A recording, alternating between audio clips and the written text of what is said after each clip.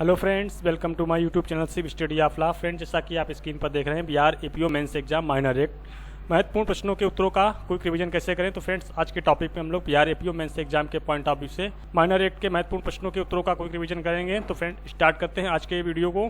जैसा कि Bihar APO mains exam जो है काफ़ी समय से पेंडिंग में चल रहा था, अंततोगत्वा जो है पटना उच्च न्यायालय का निर्णय आया और उसके आधार पर आयोग ने मेंस एग्जाम की डेट जो है डिक्लेयर कर दी है। 12 नवंबर से 15 नवंबर 2022 तक मेंस एग्जाम होगा। तो जो प्री का रिजल्ट आया है रिवाइज, उसमें नए कैंडिडेट्स जो क्वालिफाई हुए हैं वो 1475 कैंडिडेट्स पास हुए हैं और पहले जो कैंडिडेट्स थे वो 3995 थे। तो कुल 5470 कैंडिडेट्स मेंस एग्जाम में अपेयर होंगे। तो फ्रेंड्स, जो लोग पहले से तैयारी कर रहे हैं उनके लिए आज का जो वीडियो है बहुत ही हेल्पफुल साबित होगा। और जो नए कैंडिडेट्स हैं, यदि उन्होंने पहले से तैयारी नहीं की है और उनको यदि बिहार एपीओ मेंस एग्जाम की तैयारी करने में कोई भी दिक्कत आती है, वैसे तो बिहार एपीओ मेंस एग्जाम इतना सरल नहीं है, लेकिन इतना कठिन भी नहीं है। अभी भी आपके पास 2 महीने का समय है, आप अपनी तैयारी जो है बेहतर ढंग से कर सकते हैं। आपकी तैयारी बेहतर ढंग से और कम समय में हो सके, इसलिए हमारे यूट्यूब चैनल पर एक प्लेलिस्ट तैयार की गई है बिहार एपीओ मेंस एग्जाम की। जब आप हमारे चैनल के होम पेज पर जाएंगे तो पहले तो जो लोग चैनल पर नए हैं, यदि उन्होंने चैनल को सब्सक्राइब नहीं किया है तो रेड बटन पर जाकर चैनल को सब्सक्राइब कर और बेल आइकन को अवश्य प्रेस कर लें, जिससे कि आपको आगे आने वाली सभी वीडियो की सूचना समय से मिलती रहे। तो आपको चैनल के होम पेज पर जाना है और प्लेलिस्ट पे क्लिक करना है। जब आप प्लेलिस्ट पे क्लिक करेंगे तो यहाँ पर आपको बिहार एपीओ मेंस एग्जाम मुख्य परीक्षा कंप्लीट स्टडी मटेरियल की एक लिस्ट मिल जाएगी, जिसमें समथिंग 65 वीडियो दिए गए हैं और आगे आपको भविष्य में और इम्पॉर्टेंट वीडियो जो है प्रोवाइड करा दिए जाएंगे। तो जब आप इस पर क्लिक करेंगे तो क्लिक करने के बाद सभी वीडियो आपको एक ही प्लेलिस्ट में एक ही स्थान पर मिल जाएंगे। आपको वीडियो ढूंढने की आवश्यकता नहीं है। आप इसको स्क्रॉल करेंगे तो 1 बाय 1 सभी वीडियो को आप फॉलो कर सकते हैं। सबसे पहले यहाँ पर आपको सभी माइनर एक्ट के वीडियो एक ही स्थान पर मिल जाएंगे। इसके बाद एविडेंस और फिर इसके बाद आईपीसी, सीआरपीसी। इसी तरीके से आपको सभी सिलेक्टेड और इम्पॉर्टेंट क्वेश्चंस और उनके विद आंसर्स की पीडीएफ जो है वो भी मिल जाएंगी। तो पीडीएफ के लिए यदि कोई भी कैंडिडेट्स जिसको पीडीएफ की आवश्यकता है, कम समय में तैयारी बेहतर ढंग से नहीं कर सकते हैं, तो उनके लिए एक बहुत ही सुनहरा अवसर है। आईपीसी मेंस एग्जाम के पॉइंट ऑफ व्यू से जो प्लेलिस्ट तैयार की गई है वो आपको 199 में मिल जाएगी और सीआरपीसी की जो प्लेलिस्ट है 159 में मिल जाएगी। और माइनर एक्ट की जो कंप्लीट पीडीएफ है क्वेश्चन विद आंसर्स के, वो आपको 159 में अवेलेबल करा दी जाएगी। और आपको संपर्क करना है व्हाट्सएप नंबर पर 9935520703 पर। तो फ्रेंड्स, स्टार्ट करते हैं आज के वीडियो को। तो बिहार एपीओ मेंस एग्जाम में जो टोटल आपके 7 पेपर आएंगे। पहला पेपर आपका होगा जनरल स्टडी का, जिसमें से 100 अंकों का होगा, और दूसरा हिंदी का 100 अंकों का होगा। तीसरा पेपर जो है अंग्रेजी भाषा का होगा, और चौथा पेपर आपका आईपीसी का है, और पाँचवा पेपर एविडेंस का है, और छठा पेपर आपका सीआरपीसी का है, और सातवां पेपर आपका जो है माइनर एक्ट का है अदरला, जिसमें आपसे 6 एक्ट से प्रश्नों को पूछा जाएगा, जिसमें 150 अंक के प्रश्न आएंगे। तो पास्को एक्ट है पहला, और दूसरा दहेज प्रतिषेध अधिनियम है, तीसरा SC/ST एक्ट है, और चौथा भ्रष्टाचार निवारण अधिनियम और विस्फोटक पदार्थ अधिनियम और आयु अधिनियम। इन 6 एक्टों से प्रश्नों को पूछा जाएगा। तो इन 6 एक्टों से जो इंपॉर्टेंट और सिलेक्टेड क्वेश्चन बन सकते थे, जो इनको पहले परीक्षाओं में पूछा जा चुका है, जिनकी आने की संभावना सबसे ज़्यादा रहती है, उनको आज के टॉपिक में कवर किया गया है। तो उनके क्वेश्चंस को हम लोग देखेंगे और उनके आंसर को क्विक रिवीजन करेंगे, क्योंकि डिटेल जो वीडियो है वो ऑलरेडी चैनल पर उपलब्ध है। जब आप प्लेलिस्ट में जाएंगे तो यहाँ पर जो सभी वीडियो हैं आपको वो प्लेलिस्ट में मिल जाएंगे। सबसे पहले जो है आप ये 2-3 वीडियो छोड़ देंगे, इसके बाद आपको माइनर एक्ट के सभी वीडियो एक ही स्थान पर देखने को मिल जाएंगे। डिटेल से फॉलो करने के लिए आप इन वीडियो को देख सकते हैं और पीडीएफ नोट्स के लिए आप व्हाट्सएप पर संपर्क कर सकते हैं। सबसे पहले हम लोग देखते हैं फर्स्ट क्वेश्चन जो है वो आयु अधिनियम से है। ये जो क्वेश्चन है बहुत ही इंपॉर्टेंट है, कई बार परीक्षाओं में पूछा जा चुका है। जो बिहार जुडिशरी का एचएस का एग्जाम है उसमें इस क्वेश्चन को कई बार पूछा गया है। तो भारत में बंदूक या किसी अन्य हथियार के लिए लाइसेंस प्राप्त करने की प्रक्रिया क्या है। तो भारत में जो आयु अधिनियम के अंतर्गत लाइसेंस प्राप्त करने की प्रक्रिया है वो, तो उसको आंसर्स को है आपको हेडिंग्स पे डिवाइड करना है। तो सबसे पहले हेडिंग आप डालेंगे कि भारत में बंदूक के लाइसेंस प्राप्त करने की प्रक्रिया क्या है। दूसरी हेडिंग आपकी होगी लाइसेंस अथॉरिटी को आवेदन कैसे करना है। तीसरी हेडिंग जो होगी थाना प्रभारी अधिकारी की रिपोर्ट उसमें लगेगी। और चौथी जो प्रक्रिया है कि लाइसेंस की वैधता क्या होगी, उसकी अवधि क्या होगी, कब तक जो है लाइसेंस वैध रहेगा, उसके बाद आपको रिन्यू कराना पड़ेगा।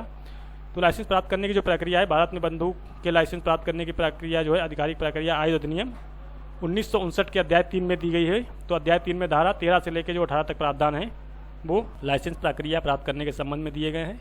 नेक्स्ट हेडिंग जो है लाइसेंस अथॉरिटी को आवेदन कैसे करना होगा। तो पहला और सबसे महत्वपूर्ण कदम ये होता है कि क्षेत्रीय सीमाओं के भीतर लाइसेंस प्राधिकरण जो है एक निर्धारित फार्म होता है एवं उस जो आयु अधिनियम 2016 के माध्यम से आवेदन के लिए फाइल करना होता है। यदि कोई शुल्क हो तो उसका भी पे करना होता है। इसके अंतर्गत जो हेडिंग आएगी वो आवेदन पत्र के साथ प्रस्तुत किए जाने वाले दस्तावेज क्या क्या होंगे। तो पहला है कि पासपोर्ट साइज़ फ़ोटो होनी चाहिए आपके पास। ये कॉमन जो है चीज़ें हैं, इनको आप 1-2 बार पढ़ेंगे तो अच्छे से तैयार हो जाएंगे। आंसर आपको बहुत ही सिंपल और सरल भाषा में मिलेंगे, जिनको 1-2 बार आप अच्छे से पढ़ लेंगे तो आपका आंसर जो है तैयार हो जाएगा।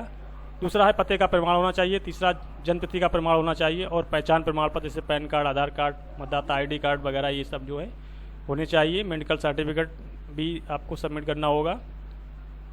ये सब जो है आपको दस्तावेज सबमिट करने होंगे। थाना प्रभारी अधिकारी की रिपोर्ट के संबंध में जो है आवेदन मिलने पर लाइसेंसिंग अथॉरिटी जो है उस आवेदन को नज़दीकी थाने के प्रभारी अधिकारी की रिपोर्ट मंगाएंगे और ऐसे अधिकारी जो है निर्धारित समय के भीतर अपनी रिपोर्ट को भेजेंगे।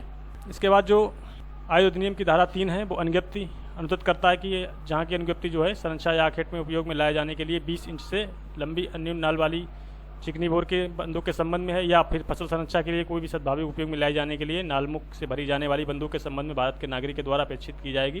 परंतु जहाँ किसी मामले की परिस्थितियों का ध्यान रखते हुए कोई अनुज्ञापन प्राधिकारी का समाधान हो जाता है कि जो नालमुख से भरी जाने वाली बंदूक का फसल संरक्षा के लिए पर्याप्त ना होगी, वहाँ अनुज्ञापन अधिकारी जो है ऐसी संरक्षा के लिए यथापूर्वक किसी भी अन्य चिकने बोर की बंदूक के संबंध में अनुज्ञप्ति अनुमत कर सकेगा, अन्यथा नहीं। तो इस तरीके से आपको हेडिंग्स में जो है आंसर को डिवाइड करना है। लाइसेंस से इनकार या मनाही कब की जा सकती है। आयु अधिनियम 1959 की जो धारा है 14 वो लाइसेंस से इनकार और मनाही के संबंध में प्रावधान करती है। किन परिस्थितियों में यदि आवेदन ने उपरोक्त शर्तों में कोई भी क्रम पूरा नहीं किया है तो लाइसेंस देने से इनकार किया जा सकता है। जहाँ किसी भी निषिद्ध हथियार या निषिद्ध गोला बारूद के संबंध में लाइसेंस की मांग की जा रही है तो उस समय जो है उस स्थिति में लाइसेंस देने से इनकार किया जा सकता है। तो ये जो परिस्थितियाँ हैं लाइसेंस देने के इनकार के संबंध में है, ये 7-8 परिस्थितियाँ दी गई, इनको आप अच्छे से देख लें। फिर 5वां हेडिंग जो है आपकी लाइसेंस की अवधि क्या होगी। तो लाइसेंस की अवधि के संबंध में प्रावधान जो धारा 15 में किया गया है। तो पहले जो आयु अधिनियम की अवधि थी वो धारा 3 के तहत जो लाइसेंस दिया जाता था 5 वर्ष की अवधि के लिए लागू हो सकता था, जिस तारीख को इसे प्रदान किया जाता था, जब तक कि इसे तारीख से पहले रद्द नहीं किया जाता है। लेकिन इसमें एक संशोधन हो गया है 2019 में। 14/12/19 से जो लाइसेंस की अवधि है वो 5 वर्ष की स्थान पर 3 वर्ष की कालावधि जो है उसको बढ़ा करके 5 वर्ष कर दिया गया है। तो पहले जो लाइसेंस की अवधि होती थी वो 3 वर्ष होती थी और 5 वर्ष जो अवधि की गई है बढ़ा करके वो आयु अधिनियम संशोधन अधिनियम 2019 के द्वारा की गई है। तो ये चीज़ आपको याद रखनी है, इस पर आपको अमेंडमेंट्स लिखना है। नेक्स्ट क्वेश्चन है कि भारत में लैंगिक अपराधों से बालकों के संरक्षण हेतु लैंगिक अपराधों से बालकों का संरक्षण अधिनियम पास्को एक्ट 2012 पारित करने की आवश्यकता क्यों पड़ी। तो पास्को एक्ट पारित करने की आवश्यकता क्यों पड़ी, तो इसके संबंध में हमने पास्को एक्ट का एक डिटेल्स जो है वीडियो ऑलरेडी बना रखा है, जहाँ पर आपको पास्को एक्ट के सिलेक्टेड और इम्पॉर्टेंट क्वेश्चन और उनके आंसर्स दिए गए हैं। तो आप प्लेलिस्ट को फॉलो करके सभी वीडियो को जो है डिटेल से देख सकते हैं। आंसर जो है आपको सभी वो सरल और सिंपल भाषा में मिलेंगे, जिनको आप 1-2 बार पढ़ेंगे तो अच्छे से ध्यानपूर्वक तो आपके आंसर तैयार हो जाएंगे। तो जितने आंसर्स आपको यहाँ इस PDFs में दिए गए हैं, यदि आप इनको अच्छे से तैयार कर लेते हैं तो आपका जो पेपर नंबर 7 है माइनर एक्ट का वो अच्छे से तैयार हो जाएगा।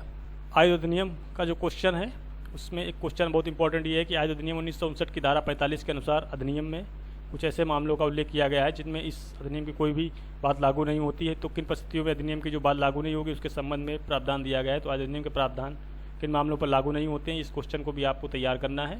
इसके बाद जो इंपॉर्टेंट क्वेश्चन है, आयु अधिनियम 1959 के अधीन अपराध की सूचना दिए जाने के संबंध में व्यक्ति की बाध्यता क्या है। क्या प्राइवेट व्यक्ति भी अभियुक्त व्यक्ति को गिरफ्तार कर सकता है। तो आयु अधिनियम के संबंध में अभियुक्त व्यक्ति को कोई प्राइवेट व्यक्ति कब गिरफ्तार कर सकता है, इसको आप जो है CRPC के सेक्शन 43 से रिलेट कर सकते हैं। नेक्स्ट क्वेश्चन है, आयु अधिनियम से तलाशी और गिरफ्तारी के संबंध में क्या प्रावधान है।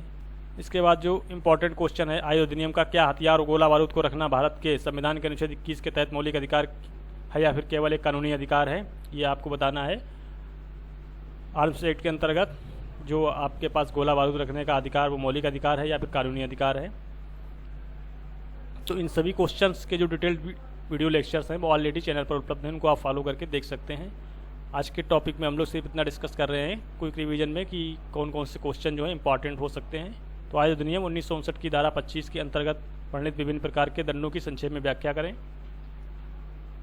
तो धारा 25 के अंतर्गत कितने प्रकार के दंड दिए जा सकते हैं, उनकी संक्षेप में व्याख्या करनी। आयु अधिनियम 1959 की धारा 25 के अंतर्गत कुछ अपराधों के लिए दंड का प्रावधान किया गया है। अपराध हैं उसके लिए दंड इस प्रकार हैं। पहला है कि जो कोई धारा 5 के उल्लंघन में किसी भी आयुध या गोला बारूद या विनिर्माण अभिप्राप्त या उपाप्त विक्रय संपरिवर्तन मरम्मत फर्क या परिसिद्धि करेगा, उसे विक्रय या अंतरण के लिए अविदर्शित प्राप्ति स्थापित करेगा या विक्रय को अंतरण संपरिवर्तित मरम्मत या फर्क प्रसिद्धि के लिए अपने कब्जे में रखेगा। धारा 6 के उल्लंघन में किसी आयुध या नल को छोटी करेगा या उसको नकली जो है नकली के संबंध में उसको संपरिवर्तित करेगा। तो धारा 16 में अधिनियम का जो नियम है 16 में जो उल्लिखित किया गया है उसके प्रगर्भ में अग्ना युद्धों के किसी भी अन्य प्रवर्ग में संपरिवर्तित करेगा। तो धारा 11 के उल्लंघन में किसी भी वर्ग या वर्णन के आयुध या गोला बारूद को भारत में लाएगा या भारत के बाहर ले जाएगा। तो ये जो परिस्थितियाँ दी गई हैं किन किस के संबंध में जो उसको है दंडित किया जा सकता है। धारा 7 के उल्लंघन में दंडित किया जा सकता है। तो जो कोई बल का प्रयोग करके पुलिस या सशस्त्र बलों से अग्नायुध छीन लेता है तो ये ऐसे कारावास दंडनीय होगा जिसकी अवधि जो है 10 वर्ष से कम की नहीं होगी, किंतु आजीवन कारावास तक हो सकेगी और जुर्माने से भी दंडनीय होगा। और धारा 7 के अंतर्गत 10 वर्ष से कम नहीं होगी, आजीवन कारावास तक हो सकेगी। तो सभी धाराओं में अलग अलग दंड दिया गया है। तो आपको किस धारा में कितना दंड दिया गया है इसको आपको अच्छे से देख लेना है। तो फ्रेंड्स जो आप पीडीएफ्स देख रहे हैं ये सभी पीडीएफ्स जो हैं आपको हमारे YouTube channel civil study of law पर अवेलेबल हैं, जिनको आप ओनली 159 पे करके व्हाट्सएप पर मंगवा सकते हैं या फिर कंप्लीट कोर्स के लिए आप टेलीग्राम का जो ग्रुप है उसको ज्वाइन कर सकते हैं 799 का। भ्रष्टाचार निवारण अधिनियम के जो इम्पोर्टेंट क्वेश्चन हैं इसे भारत में भ्रष्टाचार से संबंधित विधि को और संशोधित करने के लिए भ्रष्टाचार निवारण अधिनियम 1988 की आवश्यकता क्यों पड़ी, संक्षेप में इसका स्पष्टीकरण करना है। नेक्स्ट क्वेश्चन है SC ST से है अनुसूचित जाति एवं अनुसूचित जनजाति अत्याचार निवारण अधिनियम 1989। इसका जो सामान्य परिचय है, अधिनियम में कुल 23 धाराएं दी गई हैं जिनको 5 अध्याय में विभाजित किया गया है। पहला जो चैप्टर्स है वो प्रारंभिक, दूसरा है अत्याचार के अपराध के संबंध में, तीसरा निष्कासन के संबंध में, चौथा विशेष न्यायालय के संबंध में है और जो 4A जो अलग से जोड़ा गया है पीड़ित साक्षी के अधिकार के संबंध में बताता है। और 5वां जो प्रकरण है तो SC ST एक्ट में टोटल जो है 5 चैप्टर्स दिए गए हैं जिनको 23 धाराओं में विभाजित 23 धाराएँ दी गई हैं जिनको 5 चैप्टर्स में विभाजित किया गया है। तो SC ST को आप अच्छे से तैयार कर लें क्योंकि इस एक्ट से प्रश्नों को सबसे ज़्यादा पूछा जाता है। तो फ्रेंड्स इन सभी क्वेश्चंस के आंसर्स को डिटेल से देखने के लिए आप चैनल पर दिए गए प्लेलिस्ट को फॉलो कर सकते हैं और जिस किसी को भी PDF नोट्स चाहिए तो वो हमें व्हाट्सएप नंबर पर संपर्क कर सकते हैं। साथ ही साथ हैंड राइटिंग के नोट्स के अलावा आपको जो है बैरेक्ट की भी PDF को उपलब्ध करा दिया जाएगा। सभी बैरेक्ट जो हैं बिहार APO मेंस एग्जाम में उन सभी की बैरेक्ट की भी प्लेलिस्ट PDF मिल जाएगी आपको। तो फ्रेंड्स माइनर एक्ट्स के क्वेश्चन आंसर्स को डिटेल से देखने के लिए आप चैनल पर दिए गए प्लेलिस्ट को फॉलो कर सकते हैं। यहाँ पर आपको जितने भी वीडियो हैं माइनर एक्ट के वो सभी आप 1 बाय 1 फॉलो करके देख सकते हैं। तो यहाँ पर जो वीडियो 4 नंबर से दिया गया है, 5 दिया गया है, 6 नंबर का वीडियो, 7 नंबर का, 8 नंबर, 9 नंबर और 10 नंबर, 11 नंबर, 12 नंबर और आपके ये जो है 13, 14 तक जितने भी वीडियो दिए गए हैं ये माइनर एक्ट से रिलेटेड है। इन सभी को आप फॉलो करके 1 बाय 1 देख सकते हैं और अपने आंसर्स को इम्प्रूव कर सकते हैं। और जो लोग आंसर्स को लिखने